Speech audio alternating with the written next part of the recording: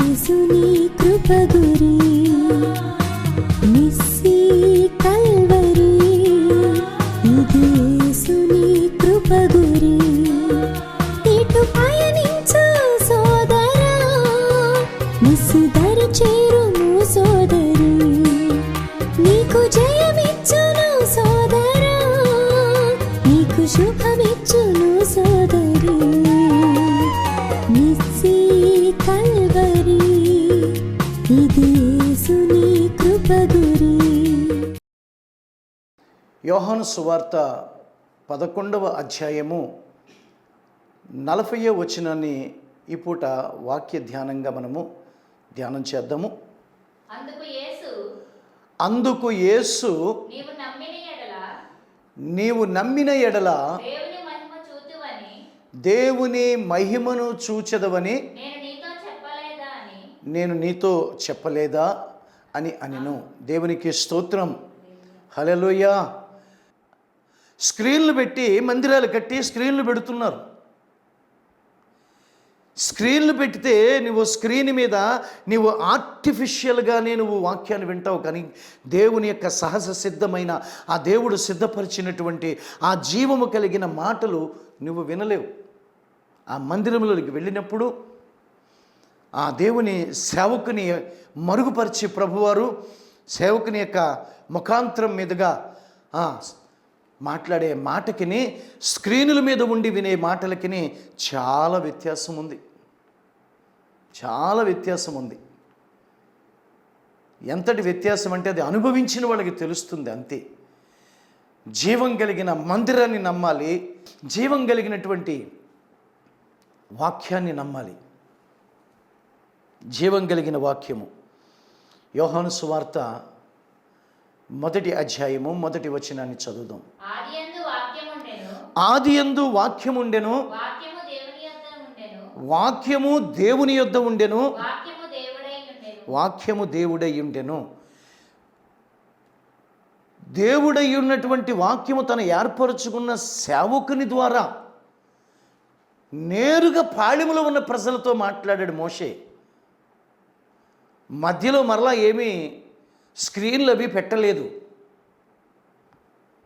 మధ్యలో మరలా స్క్రీన్లు పెట్టలేదు, లేకపోతే మరొక ఎలక్ట్రానిక్ మీడియాని పెట్టలేదు. పాళెములో ఉన్న ప్రజలతోటి మోషే ముఖాంతరం మీదుగా నేరుగా ప్రభు మాట్లాడాడు. సినాయి పర్వతం మీదకి దిగివచ్చి, ఆ హోరేబు పర్వతం మీదకి దిగివచ్చి, అనగా మందిరములో ఉన్నటువంటి ఆ బలిపీఠము, మందిరములో ఉన్నటువంటి ఆ బలిపీఠమే ఒక సినాయి పర్వతం, ఒక హోరేబు పర్వతముగా దేవుడు చేసుకుని అక్కడికి దిగుతాడు. దేవుడు దిగి వస్తాడు సేవకుల్లోనికి. సేవకుని ముఖాంతరం మీదుగా వచ్చే వాక్యములో శక్తి ఉంటుంది. అది అనుభవించిన వాళ్ళకి తెలుస్తుంది. దేవుని ముఖాంతరం మీదుగా, ఆ సేవకుని ముఖాంతరం మీదుగా దేవుని దగ్గర నుంచి, ఆ పరలోకం నుంచి పంపిన వాక్కుకిని స్క్రీన్ల మీద వినే వాక్యాలకి చాలా తేడా ఉంటుంది. ఆర్టిఫిషియాలిటీని అనుభవిస్తావు నీవు. సహజ సిద్ధమైన దేవుని యొక్క ప్రసన్నతని, ఆ దేవుని ప్రసన్నతను నువ్వు అనుభవించలేవు. ఆ వాక్యపు ప్రసన్నతను నువ్వు అనుభవించలేవు. స్క్రీన్ మీద వాక్యము you feel like A artificial. నా ప్రియమైనటువంటి దేవుని బిడ్డలారా, వాటి ద్వారా ఏ రకమైన ఆశీర్వాదం కలగదు, ఏ రకమైన దీవెన కలగదు. ప్రియ దేవుని బిడ్డలారా, యోహాను సువార్తలో 11వ అధ్యాయములో 41 నుంచి 44 వచనం వరకు మనం చదువుదాం. అంతట వారు ఆ రాయిని తీసివేసిరి. ఆ, నీవు నా మనవి వినినందున ఆ, నీకు కృతజ్ఞతాస్తుతులు చెల్లించుచున్నాను. చెల్లించుచున్నాను. నీవు ఎల్లప్పుడూ ఆ, నా మనవి వినుచున్నావని నేను ఎరుగుదును గాని నా మనవి వినుచున్నావని నేను ఎరుగుదును కానీ నీవు నన్ను పంపితవని ఆ, చుట్టూ నిలిచియున్న ఈ ఈ చుట్టూ నిల్చున్న జనసమూహములు నమ్మునట్లుగా వారి నిమిత్తమై ఈ మాట చెప్పితినని ఈ మాట చెప్పి తిన నేను. ఆయన అలాగూ చెప్పి లాజరు లాజరు బయటికి రమ్మని బిగ్గరగా చెప్పగా చనిపోయిన వాడు ఆ, కాళ్ళు చేతులు ఆ, ప్రేత వస్త్రములతో కట్టబడిన వాడే ఆ, వెలుపలికి వచ్చెను. దేవునికి స్తోత్రం కలుగును గాక. సేవకుని ముఖాంతరం మీద నుంచి ఈ వాక్కు బయలి వెడలి మందిరములో కూర్చున్న వారి మీద దగ్గరికి వెళ్ళినప్పుడు జరిగే అద్భుతమైనటువంటి శక్తివంతమైనటువంటి దేవుని కార్యాలు వివరించలేము. అన్నీ ఎన్ని కాదు. ఇక మధ్యలో ఏ ఎలక్ట్రానిక్ మీడియా, ఏ స్క్రీనులు అవసరం లేదు. నా ప్రియమైన సహోదరి సహోదరుడా, ప్రభువారు చెప్పారు, ఆయన జీవ వాక్కు చూసారా, ఆయన నోటి నుంచి ఆ జీవ వాక్కు బయలుదేరింది. ఆ వాక్కులో జీవం ఉంది. బయలుదేరి నేరుగా లాజరు యొక్క శరీరానికి తాకింది. కుళ్ళిపోయినటువంటి 3 రోజులు 4 రోజులు అయింది. అది ఆ కుళ్ళిపోయిన 4వ రోజు 4 రోజులు అయిందని అక్కడ మార్తంటుంది. వాసన వస్తుంది, చెడు వాసన వస్తుంది, దుర్గంధం వస్తుంది. వద్దొద్దు, ఆ రాయి తెరవద్దు అంటుంది. ప్రభువారు చెప్పారు, రాయిని తెరవండి అని. ఆ అడ్డు రాయి పొరలించబడింది. ప్రభు చెప్పాడు, లాజరు బయటికి రా అన్నాడు. ఆ జీవము కలిగిన ఆ దేవుని నోటిలో నుంచి ఆ జీవ వాక్కు బయలుదేరి వెంటనే లాజరుకి తాకింది. సేవకుని నోటి నుంచి దేవుడు ఒక మాటను విడుదల చేస్తూ ఉంటే అది నీకు తాకాలి. మధ్యలో ఒక స్క్రీన్ అడ్డొస్తే ఎలా తాకుద్ది? మధ్యలో ఒక స్క్రీను, మధ్యలో ఒక ఎలక్ట్రానిక్ మీడియా. నా ప్రియ సహోదరి సహోదరుడా, నేరుగా ఆ వాక్కు వచ్చి ఆ సన్నిధిని అనుభవిస్తున్నటువంటి, జీవము కలిగిన దేవుని ఆ మందిరాన్ని అనుభవిస్తున్నటువంటి వారిని తాకుద్ది. తాకినప్పుడు వారు కట్టబడతారు. చెదిరిపోయిన, పడిపోయిన పరిస్థితుల నుంచి తిరిగి కట్టబడతారు. శ్రేష్టముగా కట్టబడతారు. దేవుని కార్యము అక్కడ జరుగుతుంది. దేవునికి స్తోత్రం కలుగునుగాక. నా ప్రియ సహోదరి సహోదరుడా, నీవు వాక్యాన్ని సరిగా అర్థం చేసుకుంటున్నావని నేను విశ్వసిస్తున్నాను.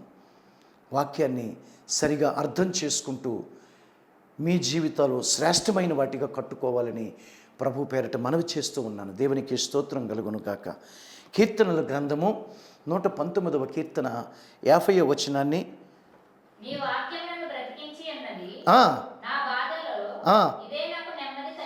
దేవుని వాక్యము జీవము కలిగిన వాక్యము మనల్ని బ్రతికిస్తుంది.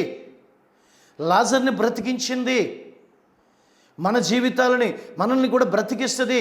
ఆ చనిపోయిన అనుభవాల్లో నుంచి తిరిగి బ్రతికిస్తుంది. జీవోత్సవములాగా బ్రతుకుతున్నావేమో, పరిస్థితులు అన్నీ కూడా చేజారిపోయి ఆదుకునేవాళ్ళు లేక, ఆదరించేవాళ్ళు లేక, పలకరించేవాళ్ళు లేక, సహాయపడేవాళ్ళు లేక నిస్సహాయ స్థితిలో ఉన్నవేమో. నా ప్రియ సహోదరి సహోదరుడా, నిశ్చయముగా నీ కొరకు దేవుడి వాక్కును పంపిస్తున్నాడు. దేవుడి వాక్యము బ్రతికిస్తుంది, నెమ్మదిని కలగచేస్తుంది. నెమ్మది లేని జీవితాలకి, నెమ్మది లేని కుటుంబాలకి అది నెమ్మదిని కలగచేస్తుంది. కనుక మూడవదిగా జీవము కలిగిన దేవుని వాక్కుని నమ్మాలి. అదే 119వ కీర్తనలో 103వ వచనాన్ని కూడా చదువుదాము. నీ వాక్యములు నా జిహ్వకు ఎంతో మధురములు, తేనె కంటే తీయగాను ఉన్నవి. దేవునికి స్తోత్రం. దేవుని వాక్యాలు ఎంతో మధురం. మనలో ఉన్న బాధ అంతా తొలగిపోతుంది. ఆ మనలో ఉన్నటువంటి ఆ చేదు అనుభవాలు తొలగిపోతాయి. మనలో ఉన్నటువంటి విషపూరితమైనటువంటివి, మనకి కీడుని కలగచేసేవి, హానిని కలగచేసే విషపూరితమైనవి ఏమున్నా కానీ అవన్నీ తొలగిపోతాయి. మధురముగా నీ జీవితం మార్చబడుద్ది. 105వ వాక్యాన్ని కూడా చదువుదాము. 119వ కీర్తన 105వ వాక్యము. నీ వాక్యము నా పాదములకు దీపమును నా త్రోవలకు వెలుగునై ఉన్నది. దేవుని వాక్యము ప్రియ సహోదరి సహోదరుడా, ఎన్నో పర్యాయాలు ఈ వాక్యాన్ని విన్నావు, ఈ వాక్యం మీద ఎన్నో పాటలు పాడావు. కానీ ఈ వాక్యపు యొక్క విలువ నీ జీవితంలోనికి ఆస్వాదించావా? దేవుని వాక్కులు నీ యొక్క పాదాలకి దీపములు వంటివి, నువ్వు నడిచే మార్గానికి వెలుగు వంటిది. చీకటిలో ఉన్నావేమో, చీకటి కార్యాల మధ్యన ఉన్నావేమో, పాపములో ఉన్నావేమో, పాపపు కార్యాల మధ్యన ఉన్నావేమో, రహస్య పాపాల మధ్యన ఉన్నావేమో, నీ మీద దోషము, నీ మీద శాపము ఏలుబడి చేస్తా ఉందేమో. దేవుని వాక్కు నువ్వు నమ్మితే నీ జీవితాన్ని తారుమారు చేసేస్తుంది, నీ జీవితాన్ని అద్భుతంగా మారుస్తుంది. ఒక క్రొత్త జీవితం నీకు వస్తుంది, ఒక క్రొత్త జీవితం జీవించడం ప్రారంభిస్తావు. దేవుని వాక్కుని నమ్మాలి. దేవుని వాక్కులో అంత శక్తి ఉంది. దేవుని వాక్కు పరిశుద్ధమైనది, దేవుని వాక్కు సత్యమైనది. చూసాం కదా, లాజరు బయటికి రా అని ఆ జీవం కలిగిన వాక్కు బయలుదేరి వెళ్ళింది యేసయ్య నోట్లో నుంచి. వెంటనే కుళ్ళిపోయిన శరీరం సహితము కట్టబడింది, కుళ్ళిపోయిన శరీరం సహితము కట్టబడింది. నా ప్రియమైన దేవుని బిడ్డారు, ఇదే మనం పాత నిబంధనలో కూడా మనం చూస్తున్నాము. ఆ ఎముకల లోయలో దేవాది దేవుడు తను ఏర్పరచుకున్నటువంటి ప్రవక్త అయినటువంటి యెహెజ్కేలుతోటి, యెహెజ్కేలు పలుకు, నీవు ప్రవచించు, ఆ ఎండిపోయిన ఎముకలు తిరిగి మళ్ళీ జీవిస్తాయి, నువ్వు ప్రవచించు అని ఆయన చేత ప్రవచింపచేస్తే, సేవకుడు ప్రవచిస్తే దేవుడు సెలవివ్వగా, నా ప్రియమైన దేవుని బిడ్డలారా, సేవకుడు ప్రవచించాడు. ప్రవచిస్తే ఆ ఎముకలన్నీ, ఎండిపోయిన ఎముకలన్నీ కూడా ఒక మహాసైన్యముగా లోయలో మనకి కనిపిస్తాయి. అదే యేసుక్రీస్తు ప్రభువారు క్రొత్త నిబంధనలో లాజరు బయటికి రా, 4 రోజులు అయిందండి పాతిపెట్టి, 4 రోజులైంది సమాధిలో పెట్టి, 4 రోజులకి శరీరం కుళ్ళిపోద్ది, డీకంపోజ్ అవుద్ది. నా ప్రియమైన దేవుని బిడ్డలారా, చర్మం అంతా పగిలిపోయి అంత దాంట్లో ఉన్న ద్రవాలన్నీ కారిపోతాయి, ఆ శరీరానికి చిల్లులు పడిపోతుంది, రంధ్రాలు పడిపోతుంది, అందులో ఉన్న ద్రవం అంతా కూడా ఆ వ్యర్థ ద్రవాలన్నీ కారిపోతాయి. నా ప్రియ సహోదరి సహోదరుడా, అటువంటి పరిస్థితిలో ఉన్నటువంటి లాజర్ని దేవుని జీవపు వాక్కు వెళ్ళి తాకింది. తాకిన వెంటనే ఆ వ్యక్తి కట్టబడ్డాడు, జీవించాడు. నీ కుటుంబం కట్టబడుతుంది, నీ పరిస్థితి కట్టబడుతుంది. దేవుని వాక్కు తాకే చోట ఉండాలి నీవు. దేవుని జీవం కలిగిన మాటలు, ఆ అపోస్తుల నోటి నుంచి విడుదలయ్యే మాటలు వినే చోట నువ్వు ఉండాలి. అటువంటి జీవపు వాక్కుని నువ్వు నమ్మాలి. అప్పుడు నీ జీవితం కట్టబడద్ది, నీ పరిస్థితులన్నీ కట్టబడతాయి, నీ పరిస్థితులన్నీ మెరుగవుతాయి, నీ స్థితిగతులన్నీ కూడా తారుమారు చేయబడతాయి. నువ్వు అద్భుతమైన సాక్షిగా నువ్వు నిలబడతావు. నువ్వు ఉన్న ప్రాంతంలోనే నిన్ను కొండ మీద కట్టిన పట్టణం వలె దేవుడు కడతాడు. అలాగనే నీవు ఉన్న ప్రాంతంలోనే తల ఎత్తుకునేటట్లుగా అక్కడే నీవు ఏ ప్రాంతంలో అయితే అవమానపరచబడ్డావు అక్కడే తిరిగి ఒక నూతనమైన ఘనతని నువ్వు పొందుకుంటావు, ఘనపరచబడతావు. కోల్పోయినవన్నీ తిరిగి నువ్వు పొందుకుంటావు. 1 జీవము కలిగిన దేవుని నమ్మాలి, 2 జీవం కలిగిన మందిరాన్ని నమ్మాలి, 3 జీవము కలిగిన వాక్యాన్ని, దేవుని వాక్యాన్ని నమ్మాలి. దేవునికి స్తోత్రం, హల్లెలూయా. 4వది రక్షణ బాప్తిజమును నమ్మాలి. 4వది రక్షణ బాప్తిజాన్ని నమ్మాలి. స్తోత్రం కలుగునుగాక. నా ప్రియ సహోదరి, ఈ రక్షణ బాప్తిజం దగ్గరకు వచ్చేటప్పటికి నీవు అనేక వాయిదాలు వేస్తున్నావు, అనేక పర్యాయాలు వాయిదాలు. రేపు ఏమి సంభవించునో నీకు తెలియదు ప్రియ సహోదరి సహోదరుడా. ఇదే మిక్కిలి అనుకూల సమయము,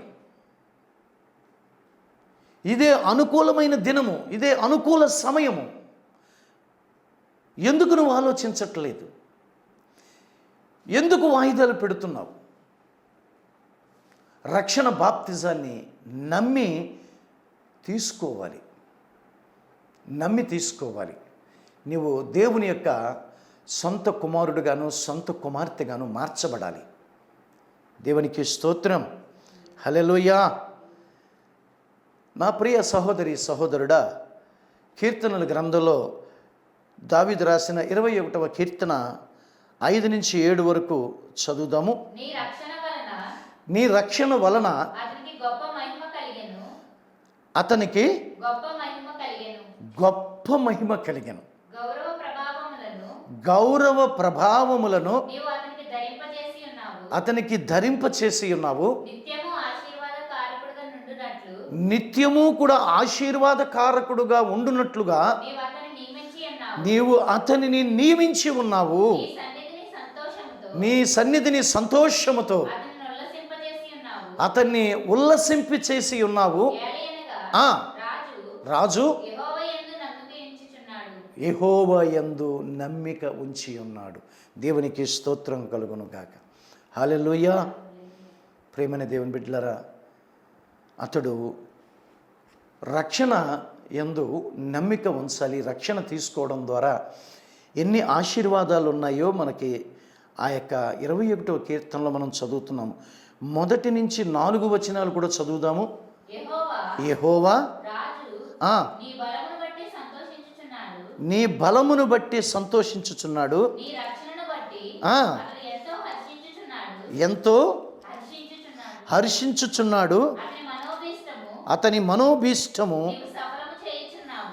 ఆ అతని పెదవుల నుండి వచ్చిన ప్రార్థన నీవు మానక అంగీకరించుచున్నావు. శ్రేయస్కరమైన శ్రేయస్కరమైన ఆశీర్వాదములతో నీవు అతనిని ఎదుర్కొనుచున్నావు. అతని తల మీద అపరంజి కిరీటము నీవు ఉంచి ఉన్నావు. ఆయుష్ నిమ్మని అతడు నిన్ను వరము అడుగగా నీవు దానిని అతనికి అనుగ్రహించి ఉన్నావు. సదాకాలము నిలుచు దీర్ఘాయువు నీవు దయచేసి ఉన్నావు. దేవునికి స్తోత్రం. నీ రక్షణ వలన అతనికి గొప్ప మహిమ కలిగెను. రక్షణ వలన గొప్ప మహిమ. ఎటువంటి మహిమ? నా ప్రియ సహోదరులారా, మనం విన్నాము. గౌరవ ప్రభావములు కలిగేటటువంటి మహిమ. నిత్యము ఆశీర్వాదమునకు కారకుడుగా ఉండునట్లుగా చేస్తాడు దేవుడు. నీ సన్నిధి సంతోషముతోటి అతడిని ఉల్లసింప చేస్తావు. రక్షణ పొందితే అంత అద్భుతమైన ఆశీర్వాదం, గొప్ప ఆశీర్వాదం. రక్షణలో అంత గొప్ప మహిమ ఉంది. ప్రియ సహోదరి సహోదరుడా, రక్షణ తీసుకోవడానికి వాయిదా వేస్తున్నావు. చాలా సింపుల్గా చెప్పేస్తున్నావు. అది జరగాలి, ఇది జరగాలి, ఇది జరగాలి, అది జరగాలని గడిచిన కాలమంతా ఇదే సాకులు చెప్పుకుంటూ వాయిదాలు వేసుకుంటూ వెళుతున్నావు. నీ జీవితంలో, నీ కుటుంబంలో రేపేమి సంభవిస్తుందో నీకు తెలియదు. నేడే రక్షణ దినము. ఇదే అనుకూల సమయం. నా ప్రియ సహోదరి సహోదరుడా, రక్షణలో ఉన్నటువంటి గొప్ప ఆశీర్వాదాలు దేవుడు నీకు చూపిస్తున్నాడు. నీ రక్షణ వలన అతనికి గొప్ప మహిమ కలిగెను. గౌరవ ప్రభావములు, నువ్వు కోల్పోయినటువంటి గౌరవము, నువ్వు కోల్పోయిన మర్యాదలు, నువ్వు కోల్పోయినటువంటి ఆ ప్రాంతములో విలువ అన్నీ తిరిగి మరలా నువ్వు పొందుకోగలుగుతావు. నీకు ఆ రక్షణలో అంత గొప్ప మహిమ ఉంది. ఆ మహిమ ద్వారా అన్ని ఆశీర్వాదాలు అనుభవించగలుగుతావు. నిత్యము ఆశీర్వాదమునకు కారకుడుగా ఉండునట్లుగా దేవుడు నిన్ను చేస్తాడు. సన్నిధి సంతోషంతో నువ్వు ఎల్లప్పుడూ ఉల్లసించేటట్లుగా దేవుడు చేస్తాడు. దేవునికి స్తోత్రం కలుగునుగాక. నీ రక్షణను బట్టి అతడు ఎంతో హర్షించుచున్నాడు. అతని మనోభీష్టము నీవు సఫలము చేయుచున్నావు. మనలో ఉన్నటువంటి ఆ మనోభీష్టము, ఆ మనస్సులో ఉన్న అభీష్టము, మనసులో ఉన్న కోరికలు తీరుస్తాడు. అతని పెదవుల నుంచి వచ్చే ప్రార్థన అతడు ఆలకిస్తాడు. శ్రేయస్కరమైన ఆశీర్వాదములు నీవు పొందుకోగలుగుతావు. నీ తల మీద అపరంజి కిరీటము. ఎంత గొప్ప ఆశీర్వాదాలు! నువ్వు రక్షణ తీసుకోకపోవటం వల్ల, బాప్తిజం తీసుకోకపోవటం వల్ల ఎన్ని గొప్ప ఆశీర్వాదాలు పోగొట్టుకుంటున్నావో 21వ కీర్తనలో 1 నుంచి 7వ వచనం దాకా చదువుకో ప్రియ సహోదరి సహోదరుడా. 1వ వచనం నుంచి 7వ వచనం దాకా చదువుకో. నీకు చదువు రాకపోతే ఎవరినైనా అడిగి తెలుసుకో. ఇక్కడ 21వ కీర్తనలోని 1 నుంచి 7 వచనాల వరకు ఏం రాయబడ్డాయో కొంచెం నాకు చెప్పు బాబు అని ఎవరినైనా అడిగి తెలుసుకో. నీవు బాప్తిజం తీసుకోవడానికి నువ్వు ఎన్ని ఆశీర్వాదాలు కోల్పోతున్నావో, ఎంత వెనకబడిపోతున్నావో నీకంటే వెనకాల దేవుడిని నమ్ముకున్నవారు, నీకంటే వెనకాల వచ్చి బాప్తిజం పొందినవారు, నీకంటే ముందుకి ఆశీర్వాదాలు వెళ్ళిపోవడాన్ని నువ్వు చూడట్లేదా? నీకు కనిపించట్లేదా? నా ప్రియ సహోదరి సహోదరుడా, 4వదిగా నీవు దేవుని యొక్క రక్షణని నమ్మాలి. దేవునికి స్తోత్రం. హల్లెలూయా. కీర్తన 125వ కీర్తన 1వ వచనాన్ని చదువుదాం. యెహోవా యందు నమ్మిక ఉంచువారు కదలక నిత్యము నిలుచు సియోను కొండవలే ఉందురు. దేవునికి స్తోత్రం. హల్లెలూయా. నిత్యము నిలుచు సియోను కొండవలే ఉంటారు. ఆయన యందు నమ్మిక, రక్షణ, బాప్తిజము నువ్వు తీసుకుంటే, మార్కు సువార్తలోని 16:16లో రాయబడిన మాటను కూడా మనం ఒకసారి చదువుదాము. నమ్మి బాప్తిజము, రక్షణ బాప్తిజము పొందిన వారు రక్షించబడతారు. ఆమేన్. ఇంతకు మించినటువంటి గొప్ప కార్యం ఏముంది ప్రియ సహోదరి? నువ్వు రక్షించబడాలి, నువ్వు తప్పించబడాలి, దేవుడు నీకు తోడుగా ఉండాలి. కనుక రక్షణ ఉండాలి, ఆ రక్షణ బాప్తిజం ఉండాలి. నా ప్రియమైనటువంటి దేవుని బిడ్డలారా, నమ్మి బాప్తిజం పొందినవారు రక్షించబడతారు. నీవు నమ్ము, విశ్వసించు, నీ ఆటంకాలన్నీ తొలగించుకో, నీ ఆలోచనలు పక్కన పెట్టు. నా ప్రియ సహోదరి సహోదరుడా, ఇంతవరకు వాయిదా వేస్తూ వచ్చావు. నీవు ఆయన సొంత కుమారుడిగా, సొంత కుమార్తెగా 21వ కీర్తనలో 1 నుంచి 7 వచనాల వరకు ఉన్న ఆశీర్వాదాలన్నీ నీకు కలగాలి అంటే, ఆ మార్కు సువార్త 16:16 ప్రకారంగా అన్ని విషయాలలో నువ్వు రక్షించబడాలి, దేవుని కాపుదల కలగాలి, కాపాడబడుచూ ఉండాలి, ప్రతి విధమైన సమస్యల నుంచి నువ్వు తప్పించబడుతూ ఉండాలి, దేవుడు తోడుగా ఉండాలి అంటే కనుక వెంటనే ఇక ఆలస్యం చేయక నీవు బాప్తిజం, రక్షణ బాప్తిజం పొందాలి. నమ్మి రక్షణ బాప్తిజం పొందితే శ్రేయస్కరమైన ఆశీర్వాదాలంట, గౌరవం, మర్యాద, పరువు, ప్రతిష్టలు అన్నీ కూడా నీకు దేవుడు అధికపరుస్తాడు. నిత్యము ఆశీర్వాదానికి కారకురాలుగా ఉంటావు. నీ తల మీద అపరంజి కిరీటాన్ని పెడతాడు. అటువంటి గొప్ప ఆశీర్వాదాలు అనుభవించడానికి నీవు నమ్మి రక్షణ బాప్తిజం పొందాలని ప్రభు పేరట నేను సవినయంగా నీకు చేతులు జోడించి చెప్తున్నాను. దేవునికి స్తోత్రం కలుగునుగాక. ఆమేన్. 5వది, జీవం కలిగినటువంటి దేవునిని ఎల్లప్పుడూ కలిగి ఉండుట ద్వారా నీ పట్ల సూచక క్రియలు, అద్భుతాలు చేసి తన మహిమను కనపరుస్తాడు. దేవునికి స్తోత్రం. హల్లెలూయా. జీవము గల దేవుని ఎల్లప్పుడూ కలిగి ఉండాలి. 5వ అనుభవము, ఎల్లప్పుడూ కలిగి ఉండాలి. ఆదివారం మందిరానికి వెళ్ళినప్పుడు మాత్రమే కాదు, శుక్రవారం ఉపవాస ప్రార్థనకి వెళ్ళినప్పుడే కాదు, స్త్రీల కూటానికి వెళ్ళినప్పుడే కాదు.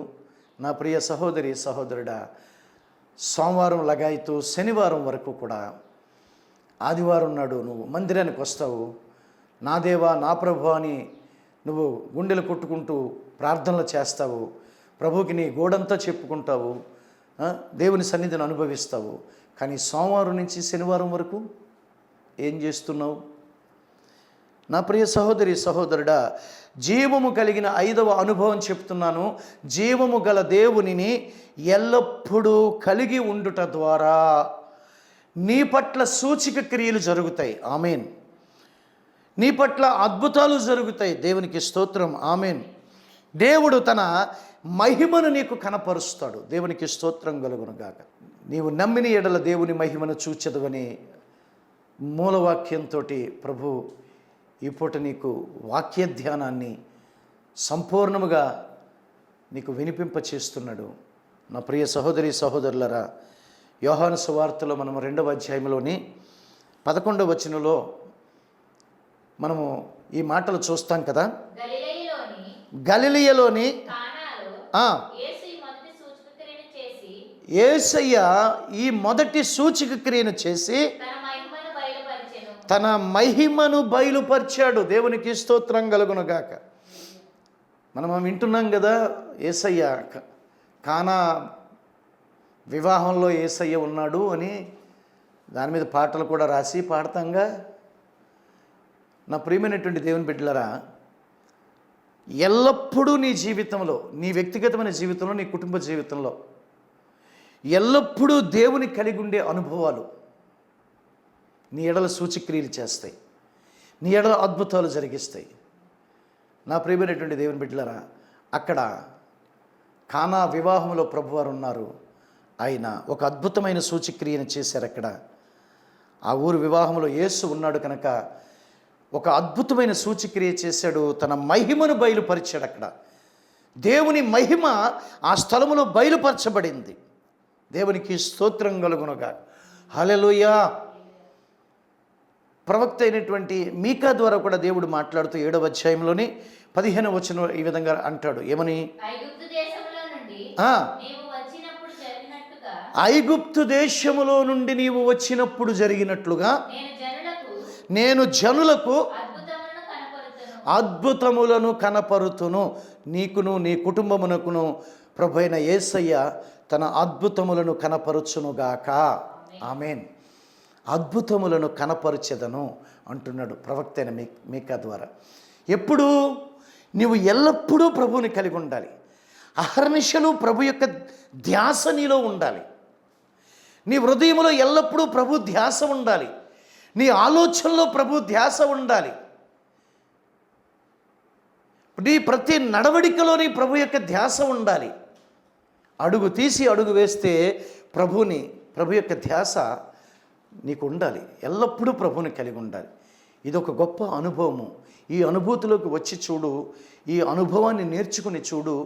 ఎల్లప్పుడూ ప్రభువుని కలిగి ఉండటం వల్ల కలిగే ఆ అద్భుతమైన మేలులను నీవు అనేకమైనవి వివరించలేకపోతావు సన్నిధానంలో. అంత అద్భుతమైన సాక్షిగా దేవుడు నిలబెడతాడు.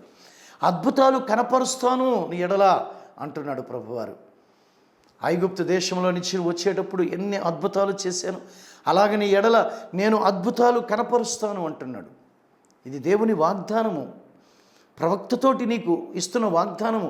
నీ ఎడల అద్భుతాలు కనపరచాలని దేవుడు ఇష్టపడుతున్నాడు, ఆశపడుతున్నాడు. ప్రియ సహోదరి సహోదరుడు, నిర్లక్ష్యపరచుకోకు. అనాలోచనగా ఉండొద్దు. నువ్వు నిర్లక్ష్యపరచుకోవద్దు. ఈ వాక్యాన్ని జాగ్రత్తగా ధ్యానం చెయ్యి. ఎల్లప్పుడూ దేవుని కలిగి ఉండు. ఎల్లప్పుడూ దేవుని కలిగి ఉండు. దేవుని ధ్యాస ఎల్లప్పుడూ నీలో ఉండాలి. దేవుని నింపుకో, ఎల్లప్పుడూ నింపుకో. అద్భుతాలు కనపరుస్తాడంట. తలలు వంచండి, ప్రార్థన చేసుకుందాం. పరిశుద్ధ ప్రేమ స్వరూపినికి స్తోత్రమయ్యా తండ్రి. నాయన, ఇంతవరకు దైవ సేవకులు చెప్పిన వాక్యం నిమిత్తం ప్రతి ఒక్కరి హృదయంలో తండ్రి వాక్యం ధ్యానించుకుంటూ ఆ వాక్యానుసారం ప్రతి ఒక్కరూ నడవటానికి కృప చూపబడుచున్నాను. వాక్యం ప్రతి ఒక్కరి జీవితంలో దేవా తండ్రి వాక్యానుసారంగా ప్రతి ఒక్కరూ నడవటానికి కృప చూపి సహాయం దయచేయమని యేసు నామములో అడిగి వేడి పొంది ఉన్నాము తండ్రి.